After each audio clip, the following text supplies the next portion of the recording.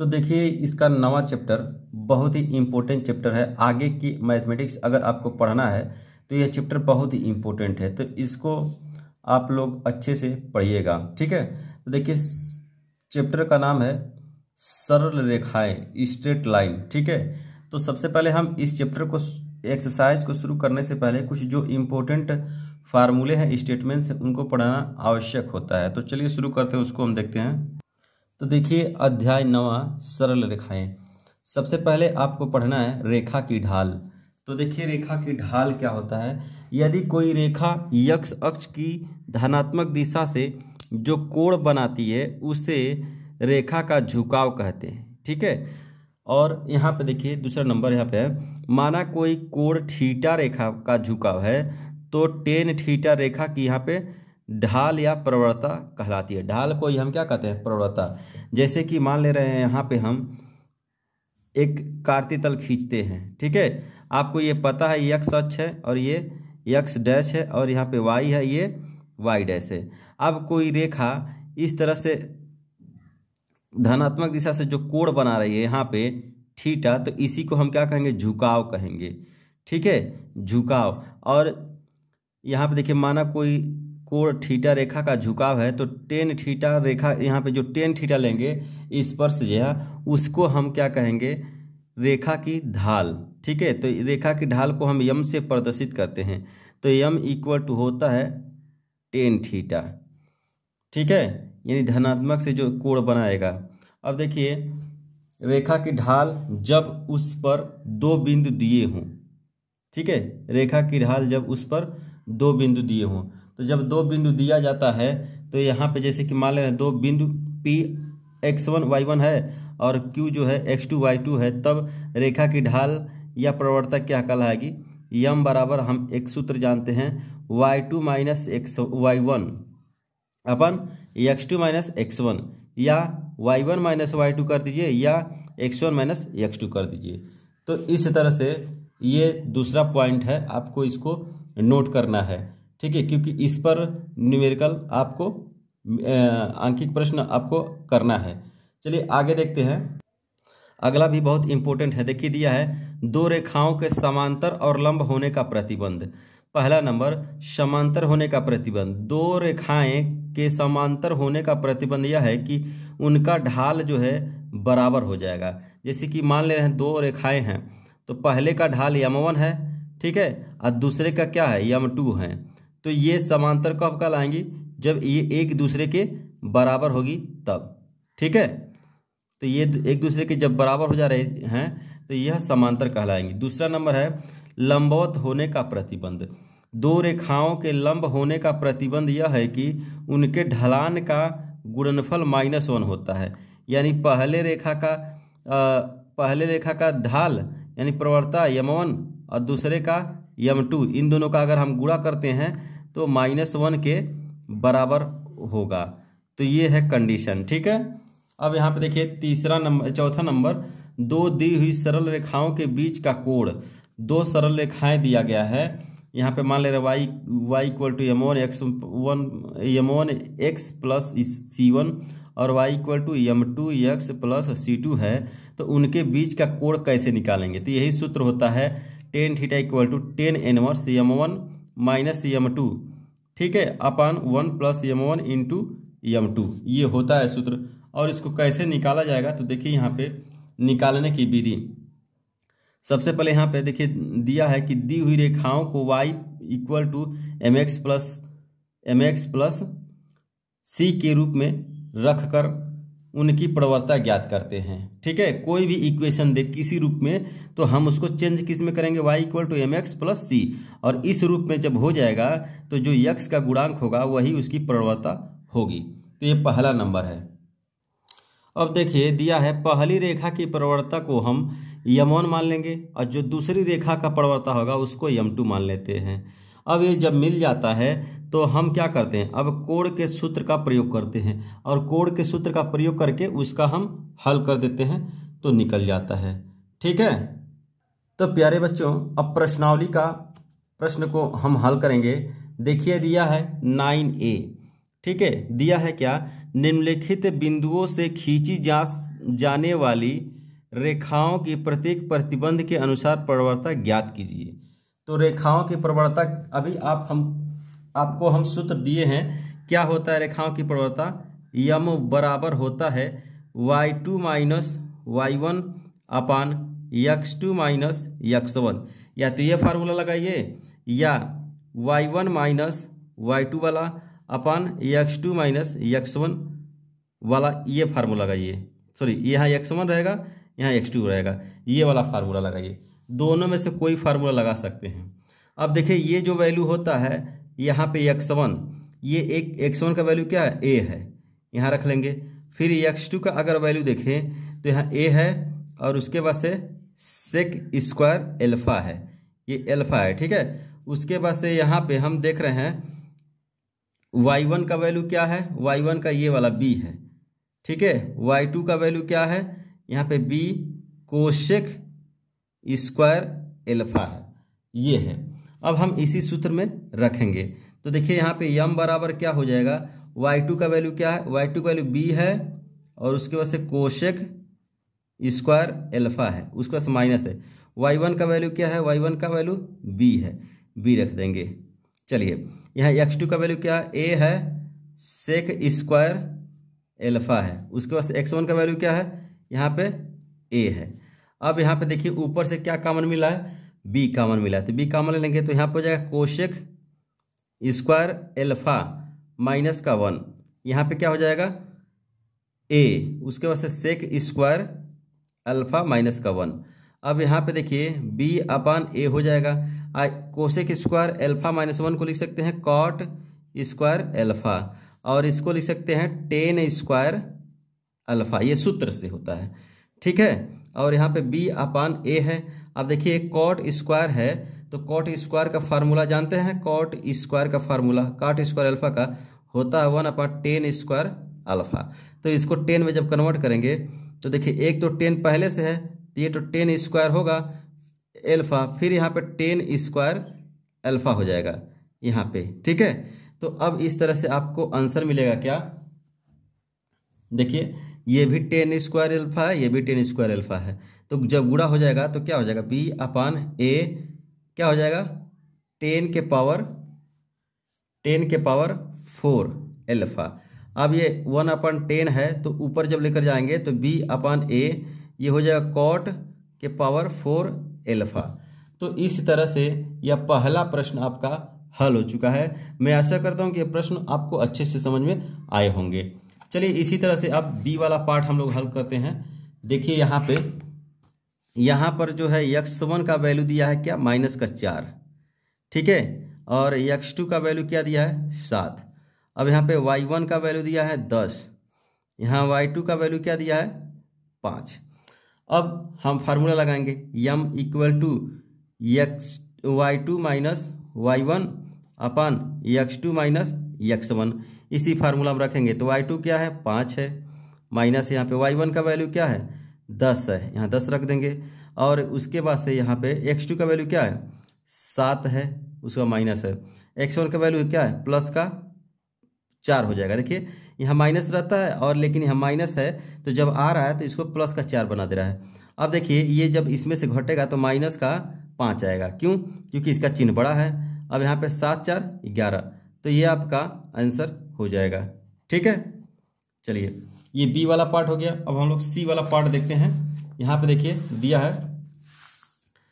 दिया है कि यहाँ पर भी इसी तरह से जिस तरह से दूसरा इसके पहले वाला प्रश्न लगा है उसी तरह से इसको भी लगाएंगे। तो यहाँ पे x1 का वैल्यू रखना पड़ेगा 3 और यहाँ पे x2 का वैल्यू क्या रखना पड़ेगा? 4।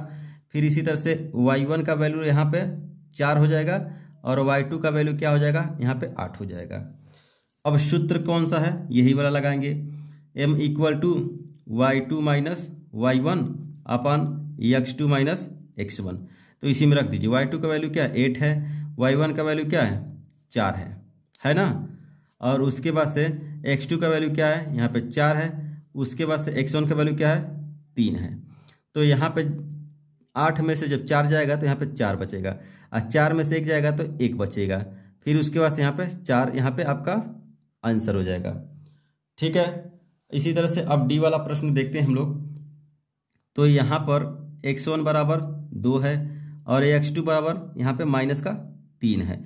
ये x1 होता है, ये x2 होता है, ठीक है। और y1 का वैल्यू क्या है, y1 का यहाँ पे 4 है। फिर y2 का वैल्यू क्या है, 5 है।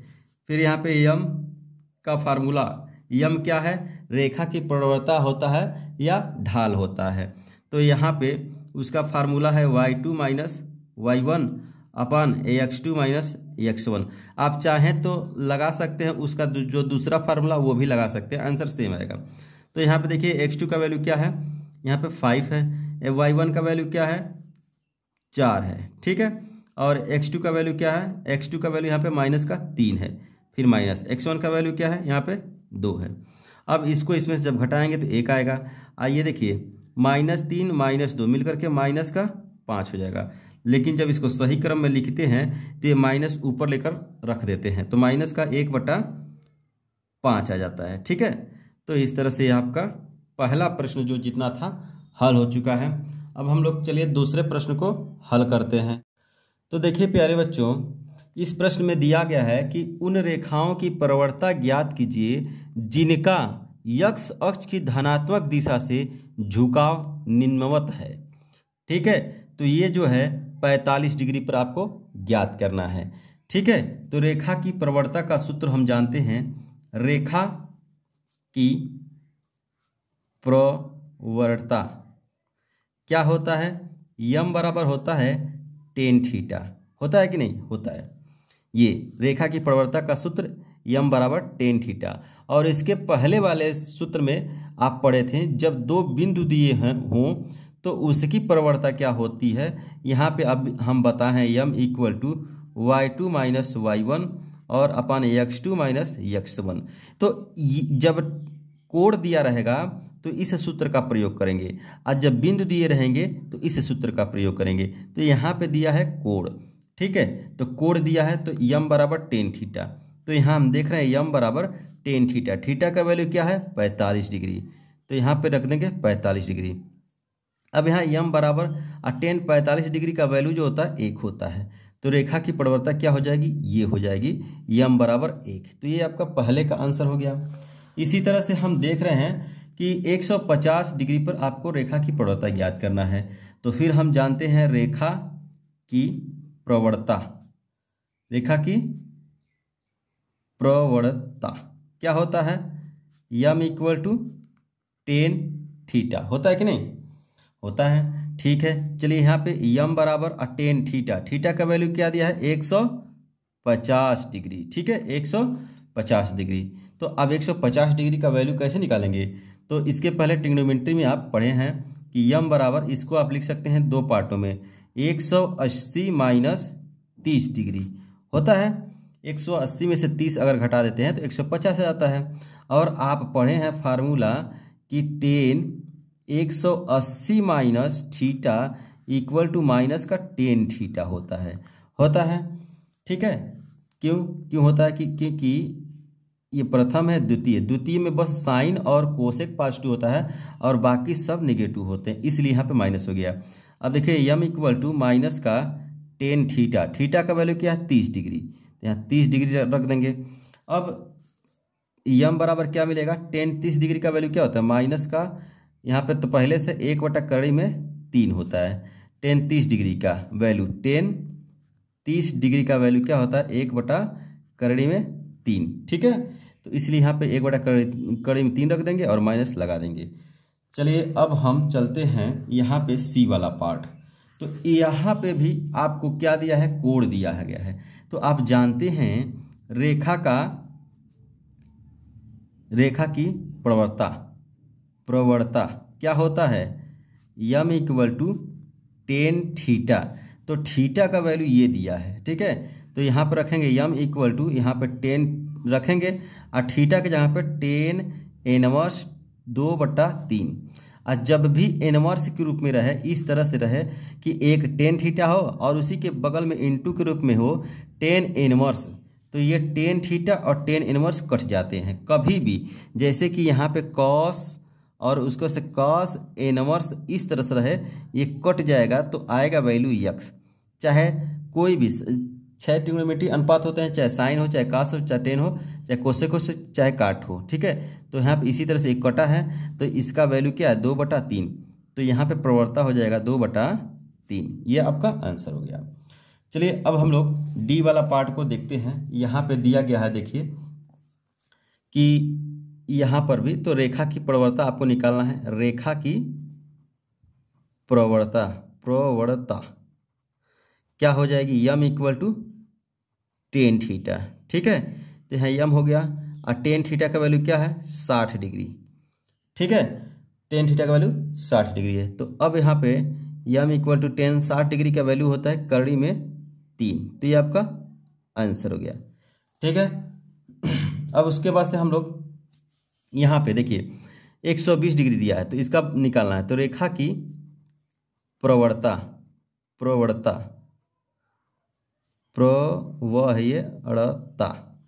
तो यहाँ पे यम इक्वल टू टेन थीटा। ये तो हर बार लिखना पड़ेगा, ये सूत्र है। ठीक है, तो यहाँ पे यम हो गया और टेन थीटा का वैल्यू क्या है, टेन और थीटा का वैल्यू 120 डिग्री है।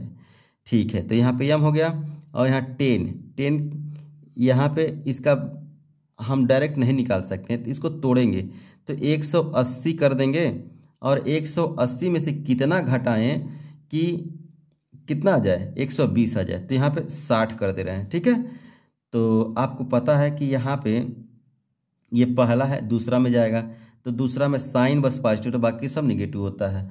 तो यहाँ पे आप लिख सकते हैं 180 degree minus theta equal to minus का टेन थीटा। ये सूत्र आप लिख सकते हैं। ठीक है, इसी सूत्र से ये लग रहा है, ये माइनस का आएगा। तो यहाँ पे यम इक्वल टू माइनस का टेन 60 डिग्री। तो यहाँ यम इक्वल टू टेन 60 डिग्री का वैल्यू होता है माइनस का करड़ी में 3 और माइनस तो यहाँ पहले से है तो ये हो गया। इसी तरह से यहाँ पे जब एफ वाला में देखेंगे तो रेखा की प्रवणता बताइए, यहाँ पे क्या होगा, रेखा की प्रवणता क्या होगा, रेखा की प्रवणता यम इक्वल टू टेन थीटा होता है। यहाँ यम और टेन थीटा का वैल्यू क्या है 135 डिग्री। ठीक है, 135 डिग्री। तो यम इसका डायरेक्ट नहीं निकाल पाएंगे, इसको भी तोड़ेंगे। 180 माइनस क्या रखेंगे 45 डिग्री। जब इसमें से घटाएंगे तो 35 आ जाएगा। फिर उसके बाद से आप जानते हैं यही वाला ऊपर वाला फार्मूला लगेगा यहाँ पे। तो यहाँ यम बराबर उसको माइनस का टेन 45 डिग्री और यम बराबर इक्वल टू माइनस तो है पहले से और टेन 45 का वैल्यू होता है 1। तो ये आपका आंसर हो गया। तो मैं आशा करता हूँ कि ये प्रश्न अच्छे से आपको समझ में आ गए होंगे। दूसरा प्रश्न, अब हम लोग चलते हैं तीसरे प्रश्न के तरफ। तो देखिए दिया है कार्तीय तल में एक चतुर्भुज खींचिए जिसके शीर्ष -4, 5 और 0,7 और 5, -5 और -4, -2 हैं। इसका क्षेत्रफल भी ज्ञात कीजिए। तो देखिए हम खींच दिए और यहाँ से स्टार्ट कर रहे हैं A, B, C, D। ए का पॉइंट दिया है -4, 5, B का दिया है 0 और 7, C का दिया है 5, -5, उसके बाद से D का दिया है -4 और -2। ठीक है, तो इसका हमको क्षेत्रफल भी ज्ञात करना है। तो क्षेत्रफल डायरेक्ट हम नहीं ज्ञात कर सकते हैं तो इसको दो भागों में हम तोड़ लेंगे। तो पहला वाला भाग देखिए ABC का क्षेत्रफल निकालेंगे और ADC का क्षेत्रफल निकालेंगे। ठीक है, तो इस तरह से ये त्रिभुज बन रहा है। तो त्रिभुज का क्षेत्रफल का सूत्र आप जानते हैं क्या होता है, हल में यहाँ पे हम लिख दे रहे हैं। तो देखिए त्रिभुज का क्षेत्रफल का सूत्र होता है 1/2 और बड़े वाले ब्रैकेट में x1 और इंटू में y2 - y1 प्लस x2 और ब्रैकेट में y3 - y1, यहाँ पे y1 नहीं रहेगा तो x2 यहाँ पे है y3 - y1 और यहाँ पे x3 y1 - y2 ये है। ठीक है, तो इसी सूत्र का प्रयोग करके हम त्रिभुज का क्षेत्रफल ज्ञात करेंगे इन दोनों के। और जब इन दोनों का त्रिभुज का क्षेत्रफल ज्ञात हो जाएगा तो दोनों को जोड़ देंगे तो चतुर्भुज का क्षेत्रफल निकल जाएगा। तो देखिए यहाँ पे लिखेंगे त्रिभुज ए बी सी का क्षेत्रफल। ठीक है, ए बी सी का क्षेत्रफल हम निकालेंगे यहाँ से। तो ए बी सी का क्षेत्रफल निकालने से पहले हम यहाँ पे पॉइंट को रखेंगे।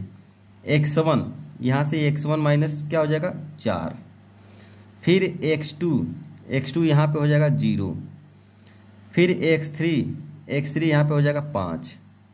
इसी तरह से y1 जब लेंगे तो ये हो जाएगा 5 यहाँ पे, y2 जब लेंगे तो यहाँ पे हो जाएगा 7, फिर y3 जब लेंगे यहाँ पे तो माइनस का हो जाएगा 5।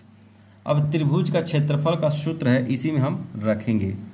तो जब रखेंगे तो यहाँ पे देख रहे हैं 1/2 हो रहा है, फिर x1 का वैल्यू क्या है माइनस का 4 है, फिर यहाँ पे y2 क्या है y2 7 है, फिर यहाँ पे y3 क्या माइनस का 5 है तो यहाँ आएगा प्लस का 5 बना देगा, फिर प्लस x2 यहाँ पे 0 है। ठीक है, y3 क्या है y3 यहाँ पे 5 है, फिर y1 क्या है यहाँ पे 5 है, प्लस x3 क्या है x3 यहाँ पे 5 है, y1 क्या है y1 5 है यहाँ माइनस, y2 क्या है 7 है। चलिए फिर उसके बाद से यहाँ पे देखिए यहाँ पे 1/2 हो गया और माइनस का 4 और 7 5 12, यहाँ पे 12 हो गया। आइए तो 0 हो जाएगा और इसको यहाँ पे प्लस हो जाएगा। इसको जब इसमें से घटाएगा तो माइनस का 2 आएगा, माइनस का 2 यहाँ पे 5 में गुणा हो जाएगा। ठीक है, तो यहाँ हो जाएगा 1/2, 12 में 36 बढ़ते 36 बच्चों का 48 हो जाएगा यहाँ पे, और यहाँ पे माइनस का यहाँ पे 5 दूनी 10 हो जाएगा। ठीक है, जब जोड़ेंगे तो यहाँ आएगा 5/8/2, काटेंगे तो माइनस का 29 आएगा वर्ग इकाई। ठीक है, लेकिन इसको माइनस में है तो हम रखेंगे प्लस में वर्ग इकाई, क्योंकि त्रिभुज का क्षेत्रफल कभी भी माइनस नहीं होता। अब यहाँ पे देखिए हम कौन सा त्रिभुज लेंगे, त्रिभुज ए सी डी। तो लेंगे त्रिभुज ए सी डी का क्षेत्रफल। तो ए सी डी का क्षेत्रफल जब लेंगे तो यहाँ पर आपको रखना पड़ेगा x1 का वैल्यू देखिए माइनस का 4 है, x2 का वैल्यू क्या रखना पड़ेगा ए सी डी, तो यहाँ पे 5 हो गया, x3 तो माइनस का यहाँ पे 4 हो गया। ठीक है, y1 का लेंगे, y1 का तो 5 है, y2 का लेंगे तो माइनस का 5 है, y3 लेंगे तो माइनस का 2 हो जाएगा। अब ये सभी वैल्यू हम इसी सूत्र में रख देंगे। ठीक है, तो देखिए यहाँ पे पहले हम सूत्र ही लिख दे रहे हैं 1/2 और यहाँ पे x1 y2 minus y3 plus यहाँ पे x2, उसके बाद से यहाँ पे y3 माइनस y1, फिर यहाँ पे x3, फिर यहाँ पे y1 माइनस y2। ठीक है, इसी सूत्र में हम रखेंगे वैल्यू।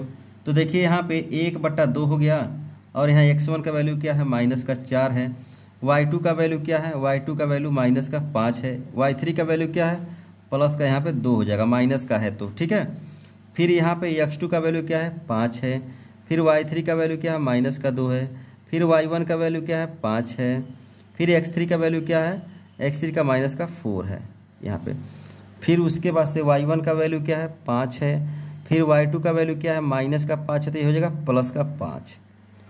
चलिए अब इसको देखिए यहाँ पे 1/2 फिर माइनस का 4, इसको इसमें से घटाएंगे तो माइनस का 3 हो जाएगा, अब प्लस यहाँ पे 5 हो जाएगा, अब माइनस का 5 दूनी 7 हो जाएगा, फिर यहाँ पे माइनस का 4 हो जाएगा और यहाँ पे 10 हो जाएगा। ठीक है, अब इसको हमको हल करना है 1/2, उसके बाद से 4 3 12, फिर 5 7 35 और यहाँ पे 40। जब जोड़ेंगे तो कितना होगा 40 35 ठीक है, और माइनस का यहाँ पे 12, तो जब जोड़ेंगे तो कितना होगा 7 और 4 3 7 8, 87 हो जा रहा है यहाँ पे। तो यहाँ पे देखिए, यहाँ पे -4 और -3 ये हो जाएगा प्लस का। ठीक है, अब यहाँ पे प्लस हो गया, ये बाकी सब माइनस है, तो पहले हम इसको और इसको जोड़ लेते हैं। तो 40 और उसके बाद से 35, ठीक है, तो जोड़ेंगे तो यहाँ पे इतना हो जाएगा और उसके बाद से 70 हो जाएगा, यानी 75 हो जाएगा। 75 में से 12 जब घटाएंगे यहाँ पे तो 3 63 बचेगा। तो यहाँ पे 1/2 और यहाँ पे गुणे 63, ठीक है। उसके बाद से यहाँ पे 63/2 बचेगा माइनस का, लेकिन यहाँ पे हम 63/2 वर्ग इकाई लेंगे प्लस का। अब दोनों त्रिभुजों को हम क्या कर देंगे, जोड़ देंगे। तो लिखेंगे चतुर्भुज, यहाँ पे चतुर्भुज ABCD का क्षेत्रफल। तो लिखेंगे त्रिभुज ABC का क्षेत्रफल प्लस त्रिभुज ACD का क्षेत्रफल। ठीक है, तो जब इन दोनों त्रिभुजों को जोड़ेंगे तो देखिए क्या होगा। पहले का आया है कितना 29, और उसके बाद से दूसरे का आया है 63/2, तो इसका जब इसमें गुणा कर देंगे तो 58 हो जाएगा, अब प्लस 63/2, तो ये हो जाएगा। इसको जोड़ेंगे तो 8 3 11, 11 के 1 और 6 5 11 11 12, यानी 121/2 वर्ग इकाई। ठीक है, तो इस तरह से ये तीसरा प्रश्न हल होगा। मैं आशा करता हूँ कि ये प्रश्न आपको अच्छे से समझ में आ गया होगा। तो चलिए अब हम लोग चौथे प्रश्न को देखते हैं। दिया है चौथे प्रश्न में 2A भुजा के समबाहु त्रिभुज का आधार y अक्ष के अनुदिश इस प्रकार है कि आधार का मध्य बिंदु मूल बिंदु पर है और त्रिभुज के शीर्ष से ज्ञात कीजिए। तो हम यहाँ पे सबसे पहले एक कार्तीय तल बनाएंगे। कार्तीय तल में रिप्रेजेंट करेंगे y और y डैश को, x और x डैश को। यहाँ पे आपका मूल बिंदु होता है। तो कहा जा रहा है कि एक ऐसा त्रिभुज है जिसका भुजा 2A है, और कैसा त्रिभुज है, समबाहु त्रिभुज, और उस समबाहु त्रिभुज का जो आधार है उसका जो भुजा है उसका मध्य बिंदु जो है मूल बिंदु पर आता है। ठीक है, तो यहाँ से हम ऐसे बना दे रहे हैं, फिर यहाँ से ऐसे बना दे रहे हैं। ठीक है, यहाँ पे तो आपको यहाँ पे उसके शीर्ष ज्ञात करना। तो ये वाला शीर्ष जो है आप जानते हैं कि पॉजिटिव की तरफ जाता है। तो यहाँ पे तो यक्स का तो है ही नहीं है, तो यक्स का हो जाएगा 0 और इसका जो है वाई का हो जाएगा a। फिर इसी तरह से जब इस पे आएंगे तो इसका निर्देशांक क्या हो जाएगा 0 और यहाँ पे माइनस का यहाँ पे माइनस का a हो जाएगा। ठीक है, फिर यहाँ पे जब आएंगे तो यहाँ पे उसका शीर्ष यच मान लिया गया है। ठीक है, यच मान ले रहे हैं। उसके बाद यहाँ पे यक्स जो है यहाँ पे उसका वैल्यू क्या हो जाएगा 0। तो देखिए यहाँ से कैसे यहाँ पे मान लिया जा रहा है कि यहाँ पे 0 से लेकर के 0A आ रहा है। तो यहाँ से लेकर यहाँ तक का जो उसका भुजा है 2A है, तो यहाँ से लेकर यहाँ तक का भुजा A हो जाएगा। तो ये हम देख रहे हैं कि y वाला जो पार्ट है, यानी ये x होता है, ये y, तो y का वैल्यू यहाँ से लेकर यहाँ तक a है और x का वैल्यू नहीं है 0 है।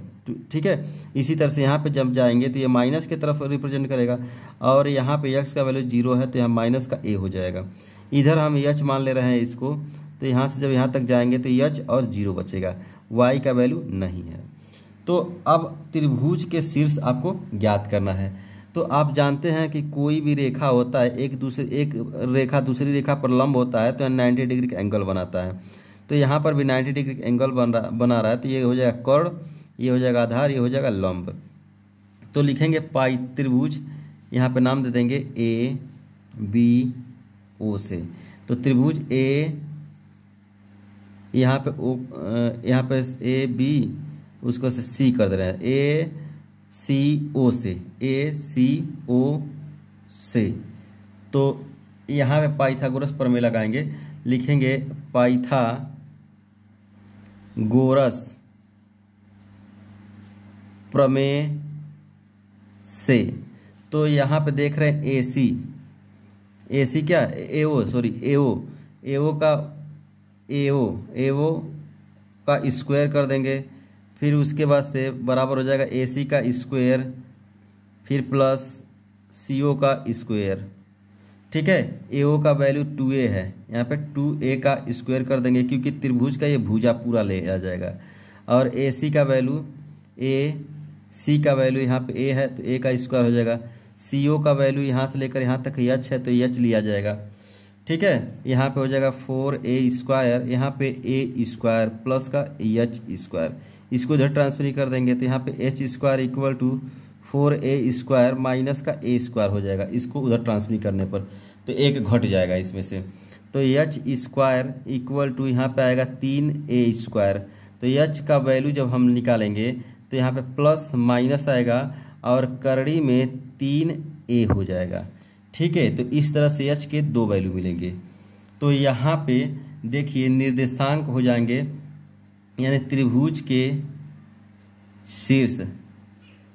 के शीर्ष क्या हो जाएंगे, यहाँ पे a का शीर्ष क्या हो जाएगा, a का हो जाएगा 0 और a, फिर b का क्या हो जाएगा यहाँ पे 0 माइनस a, फिर c का यहाँ पे सॉरी o का हो जाएगा, देखिए यहाँ पे जब h का वैल्यू रख देंगे तो आएगा प्लस वाला पहले रख रहे हैं तो करड़ी में 3a, उसके बाद से 0, एक ये हो जाएगा।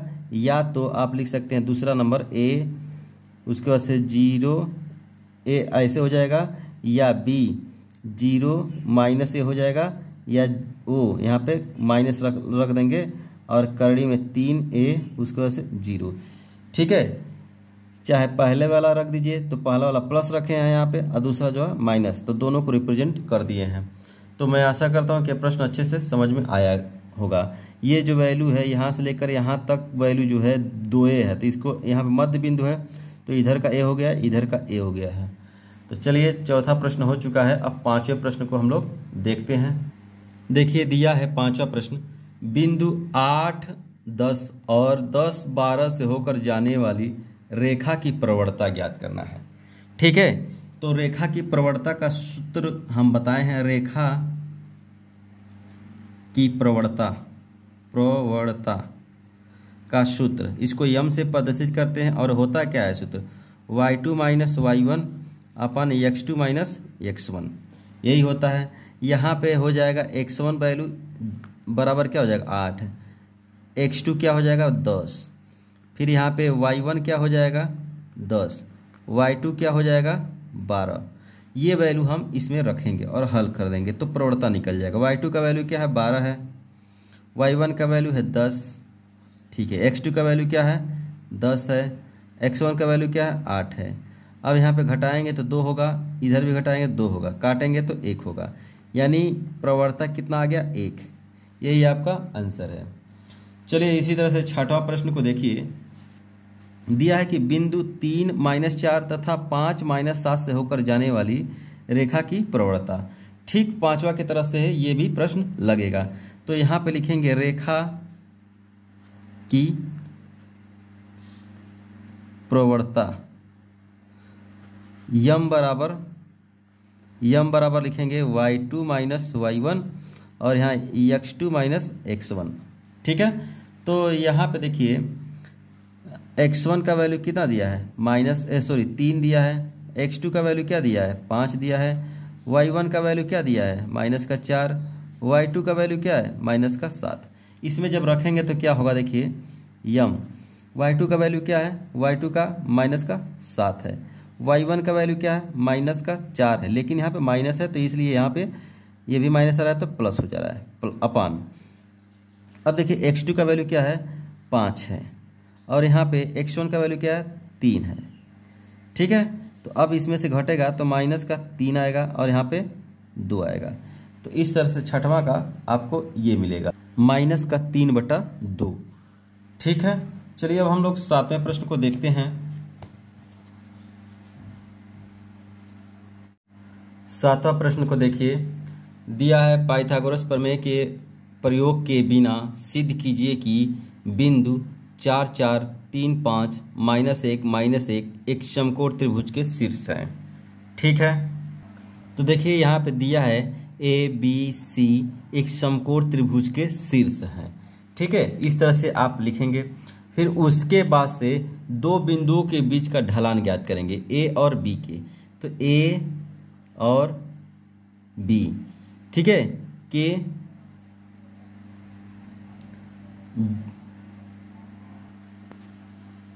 AB के ढलान ज्ञात करेंगे। ठीक है, के ढलान, ढलान वही ढाल। तो यम से प्रदर्शित करते हैं। इसका सूत्र क्या होता है? y2 - y1 upon x2 - x1। तो A और B लिए हैं, यहाँ पे AB के ढलान ज्ञात कर रहे हैं हम A और B। तो A का यहाँ पे x1 का वैल्यू क्या हो जाएगा? 4 हो जाएगा। x2 का वैल्यू क्या हो जाएगा? यहाँ पे 3 हो जाएगा। फिर y2 का वैल्यू हो जाएगा, y1 का वैल्यू 4 हो जाएगा और y2 का वैल्यू 5 हो जाएगा। ये वैल्यू सब इसमें रखेंगे। तो जब रखेंगे तो देखिए क्या होगा, m = y2 का वैल्यू क्या है? 5, y1 का वैल्यू क्या है? 4, x2 का वैल्यू क्या है? यहाँ पे 3, x1 का वैल्यू क्या है? 4। तो जब इसमें से घटाएंगे तो 1 आएगा, नीचे क्या आएगा? -1। तो यहाँ पे m बराबर क्या आ गया? -1। ठीक है, अब उसके बाद से हमको किसका ज्ञात करना है? BC का ढलान। BC का ढलान, तो BC का ढलान जब ज्ञात करेंगे तो m यहाँ पे हो जाएगा, देखिए यहाँ पे क्या हो जाएगा? m AB हो जाएगा। ठीक है, अब हम BC का ज्ञात कर रहे हैं तो यहाँ BC हो जाएगा, BC। तो यहाँ पे B और C लेंगे तो यहाँ पे x1 का वैल्यू, पहले सूत्र लिख दें, y2 - y1 upon x2 - x1। ठीक है, यहाँ पे x1 यहाँ पे देखेंगे तो 3 है, x2 देखेंगे तो -1 है, y1 देखेंगे तो 5 है, y2 देखेंगे तो -1 है। ये सभी वैल्यू इस सूत्र में हम फिर से रखेंगे। तो y2 का वैल्यू क्या है? -1 है, माइनस y1 का वैल्यू क्या है? -1 है। ठीक है, अब उसके बाद से यहाँ पे देखिए x2 का वैल्यू क्या है? -1 है, फिर माइनस x1 का वैल्यू क्या है? 3 है। फिर यहाँ पे देखिए ये हो जाएगा -1 और ये हो जाएगा +1। तो देखिए यहाँ पे y2 का वैल्यू क्या है? -1 है, फिर माइनस यहाँ पे लिख देंगे। फिर y1 का क्या है? 5 है, तो ये -5 है, ये भी +5 है, 5 हो गया। फिर यहाँ पे देखिए ये जो होगा माइनस और ये हो जाएगा -5। फिर यहाँ पे माइनस का हो जाएगा 4, ये जुड़ेगा तो -6/4 हो जाएगा। ठीक है, लेकिन यहाँ पर माइनस का, तो ये माइनस कट जाएगा तो मिलेगा 6/4, कटेगा तो 3/2 मिलेगा। इसका वैल्यू हो गया BC। उसके बाद से CA का ढलान जब निकालेंगे तो यहाँ पर भी सूत्र आप लिखेंगे MCA = y2 - y1 x2 - x1।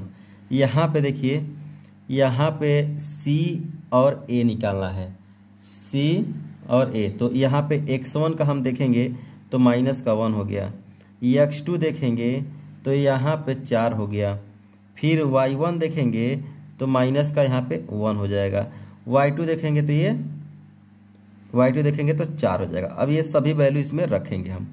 तो फिर यहाँ पे जब रखेंगे तो देखिए क्या हो जाएगा, y2 का वैल्यू क्या है? 4 है, माइनस का यहाँ माइनस हो जाएगा। y1 का वैल्यू क्या है? y1 का वैल्यू -1 है, y1 का वैल्यू क्या है? -1 है, तो यहाँ पे हो जाएगा +1। फिर x2 का वैल्यू क्या है? 4 है। ठीक है, फिर x1 का वैल्यू क्या है? -1 है, तो यहाँ पे माइनस है और एक आएगा तो फिर प्लस का हो जाएगा यहाँ पे, तो ये हो जाएगा प्लस का। अब जोड़ेंगे तो 5/5 कटेगा तो 1 आ गया। इस तरह से हम देख रहे हैं कि यहाँ पे यम सी ए का वैल्यू हो जा रहा है 1, यम सी ए का वैल्यू हो जा रहा है 1 ये वैल्यू हो गया।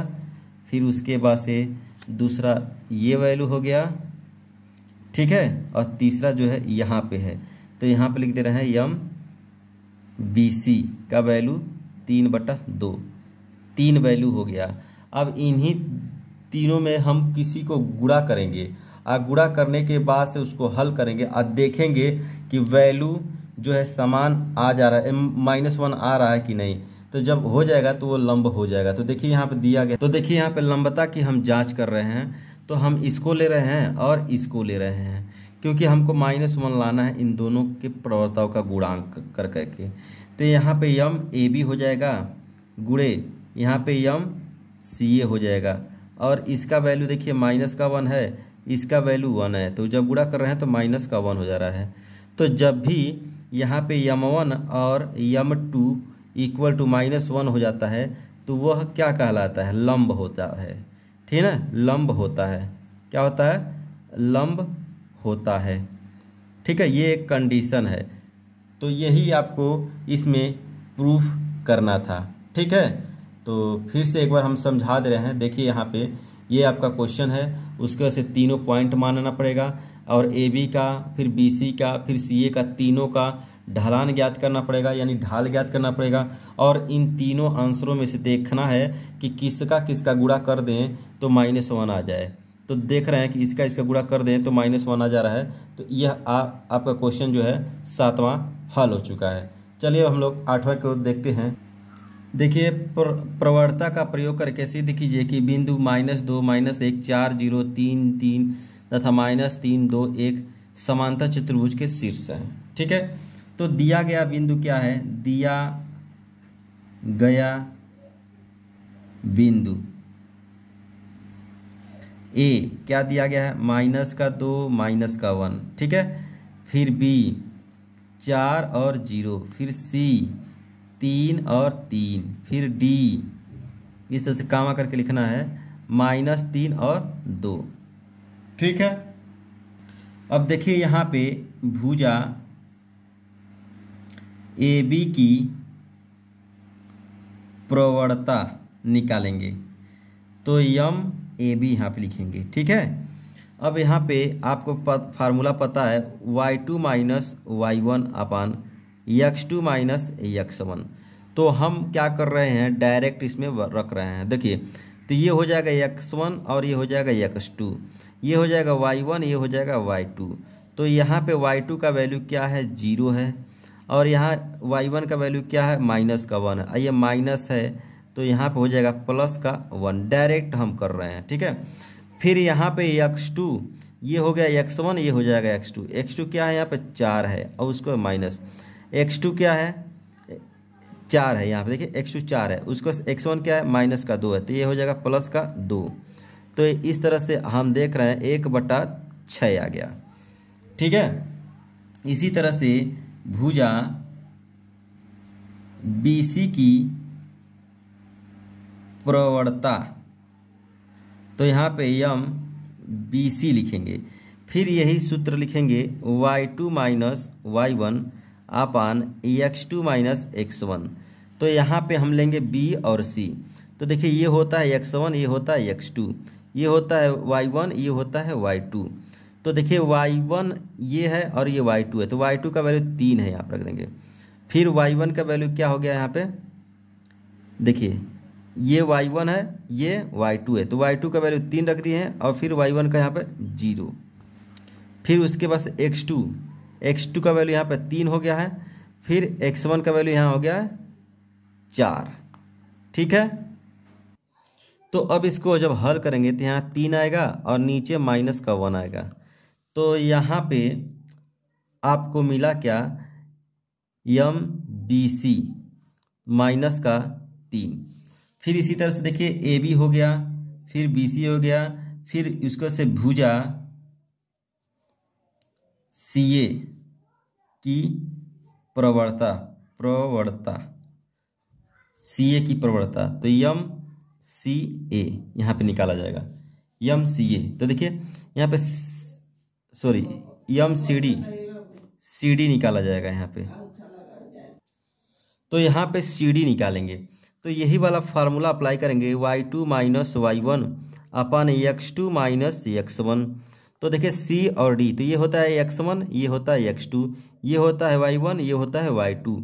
तो यहाँ y2 का वैल्यू है 2 और माइनस उसके बाद से y1 का वैल्यू है क्या, y1 का वैल्यू है 3। फिर यहाँ पे x2 का वैल्यू क्या है, माइनस का 3 है। फिर माइनस x1 का वैल्यू क्या है, x1 का 3 है यहाँ पे, ठीक है। अब जब घटाएंगे तो माइनस का 1 आएगा और माइनस का 6। तो इस तरह से हम देख रहे हैं यम सी डी का वैल्यू जो है 1/6 आ जा रहा है। इसी तरह से अब हम अगला निकालेंगे भुजा डीए की प्रवणता, ठीक है, डीए की प्रवणता निकालेंगे। तो यहाँ पे फार्मूला लिखेंगे x2 माइनस x1 और सॉरी y2 माइनस y1 और x2 माइनस x1। तो y2 यहाँ पे देखेंगे पहले नंबर ये होगा x1 और ये होगा x2, ये होगा y1, ये होगा y2। हमको सी डी ए का निकालना है तो पहले नंबर डी का लेंगे x1 और x2, ये y1 y2। अब डायरेक्ट हम रखेंगे तो एक यहाँ पे रखेंगे y2, तो ये y1 है, ये y2 है। तो y2 का वैल्यू माइनस का 1 है, फिर माइनस होता है। y1 का वैल्यू क्या है, y1 का वैल्यू 2 है, यहाँ पे 2 रख देंगे, ठीक है। और उसके बाद से यहाँ पे x2 का वैल्यू कौन है, ये x1 है, x2 का वैल्यू माइनस का 2 है, माइनस लगा देंगे। फिर x1 का वैल्यू क्या है यहाँ पे, x1 का वैल्यू क्या है यहाँ पे, x1 का वैल्यू यहाँ पे माइनस का 3 है, तो यहाँ प्लस का 3 हो जाएगा। अब इसको जब जोड़ेंगे तो माइनस का 3 और घटेगा तो 1 हो जाएगा। तो अब यहाँ पे आपको देखिए सब दिख रहा है, तीनों वैल्यू, ये चारों वैल्यू यहाँ पे 1 2 यहाँ पे और यहाँ पे 3। तो हम देख रहे हैं कि ये वाला वैल्यू और ये वाला वैल्यू, इसको हम क्या कर रहे हैं, यम ए बी इक्वल हो जा रहा है यम सी डी के, ठीक है। दोनों का वैल्यू 1/6 है। तो देखिए यहाँ पे ये दोनों प्रवणताएं बराबर हो जा रही हैं, तो लिखेंगे अतः ए बी समांतर है सी डी के, ठीक है, पहला हो गया। फिर इसी तरह से हम देख रहे हैं कि ये यम बी सी बराबर किसके है, ये हो जा रहा है यहाँ पे यम डी ए के, यम डी ए के, ये माइनस का 3 हो जा रहा है, ठीक है। तो यहाँ पर भी लिखेंगे अतः, यहाँ पे लिखेंगे क्या, बी सी समांतर है डी ए के। बस यही करना था, ये आपको प्रूफ हो गया, ठीक है, और कुछ नहीं इसमें करना है। तो मैं आशा करता हूँ कि यह प्रश्न अच्छे से आपको समझ में आ गए होंगे। तो प्यारे बच्चों, इस वीडियो का आखिरी क्वेश्चन है ये। अब इसके बाद से जो प्रश्न आएंगे हम अगले वीडियो में कवर करेंगे। तो चलिए 9वां प्रश्न को देखते हैं। दिया है -3 और 4 तथा 2 5 बिंदुओं को मिलाने वाली रेखा 2 3 तथा x 10 बिंदुओं को मिलाने वाली रेखा पर लंब है, तो x का मान ज्ञात कीजिए, ठीक है। तो यहाँ पे लिखेंगे माना, तो देखिए यहाँ पे माना पहली रेखा a -3 4 और b 2 5 को मिलाती है, तब AB की यहाँ पे ढाल निकालेंगे, AB की ढाल। तो AB की ढाल को हम M1 से प्रदर्शित कर दे रहे हैं, और सूत्र क्या होता है, y2 माइनस y1 अपन x2 माइनस x1 होता है। तो देखिए ये होता है x1, ये होता है x2, ये होता है y1, ये होता है y2। सब वैल्यू इसमें रखने पर तो देखिए y2 का वैल्यू यहाँ पे 5 है और y1 का वैल्यू यहाँ पे 4 है। फिर उसके बाद से x2 का वैल्यू हम देख रहे हैं 2 है। फिर यहाँ पे x1 का वैल्यू माइनस का 3 है, तो यहाँ पे माइनस है, यहाँ पे माइनस, तो हो जाएगा प्लस। तो इसमें से घटाएंगे 1 और 3, तो यहाँ पे 5 हो जाएगा, ठीक है। फिर उसके बाद से यहाँ पे लिखेंगे माना दूसरी रेखा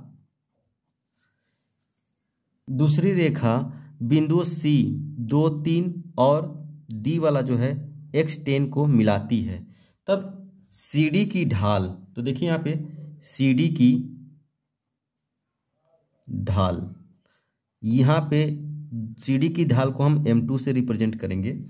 तो यहाँ पे फार्मूला लिखेंगे y2 माइनस y1 और यहाँ पे x2 माइनस x1। तो y2 का वैल्यू यहाँ से देखिए, यहाँ पे x1 हो गया, ये x2 हो जाएगा ये वाला, ठीक है, ये y1 और ये y2। तो y2 का वैल्यू यहाँ पे 10 है और उसको ऐसे माइनस, और y1 का वैल्यू यहाँ पे 3 है। फिर x2 का वैल्यू यहाँ पे देख रहे हैं, ये x1 है, x2 का वैल्यू x है सिर्फ, और x1 का वैल्यू क्या है, 2 है। तो जब घटाएंगे तो 7 बटा x माइनस 2 बचेगा, ठीक है। तो हमको m1 और m2 पता चल गया। अब लंबता का कंडीशन होता है क्या, लंबता के लिए क्या होता है, m1 m2 बराबर माइनस का 1 होता है। तो m1 का वैल्यू हम यहाँ से रख देंगे 1/5 गुणे m2 का वैल्यू 7 बटा x माइनस 2 बराबर माइनस का 1। इसी को हल कर देंगे तो x का वैल्यू मिल जाएगा। तो देखिए इसका इसमें गुणा हो जाएगा, तो 7 बटा और नीचे 5x माइनस का 10 बराबर का माइनस का 1, ठीक है। अब इसका इसमें गुणा होगा तो क्या होगा, 7 बराबर माइनस का यहाँ पे 5x माइनस का 10, ठीक है, यहाँ पे होगा माइनस का गुणा होगा। तो अब इसी का माइनस का जब गुणा कर देंगे तो यहाँ पे देखिए 7 हो गया, यहाँ माइनस का 5x हो जाएगा, यहाँ प्लस का 10। अब इसको जब उधर ट्रांसफरिंग करेंगे तो क्या होगा, तो यहाँ पे माइनस का 5x हो जाएगा और यहाँ पे 7 माइनस का 10 हो जाएगा। तो फिर माइनस का 5 उसमें से घटाएंगे तो माइनस का 3। अब माइनस माइनस जब दोनों में से कट जाएगा तो यहाँ पे देखिए क्या होगा, 5x बराबर का 3, दोनों तरफ माइनस है तो कट जाता है। फिर x बराबर क्या हो जाएगा, 3/5। तो यही आपका आंसर हो गया, ठीक है। तो ये इस तरह से 9वां प्रश्न हल हो चुका है। प्यारे बच्चों, मेरा पढ़ाया हुआ आपको कैसा लग रहा है? अगर अच्छा लग रहा है तो अपने दोस्तों में शेयर करिए और प्लीज़ इस वीडियो पर अपनी प्रतिक्रिया दीजिए, लाइक करिए, शेयर करिए, ताकि मेरा आत्मविश्वास बना रहे और इसी तरह का मैं वीडियो आपको अपलोड करता रहूं। तो thank you for watching this video.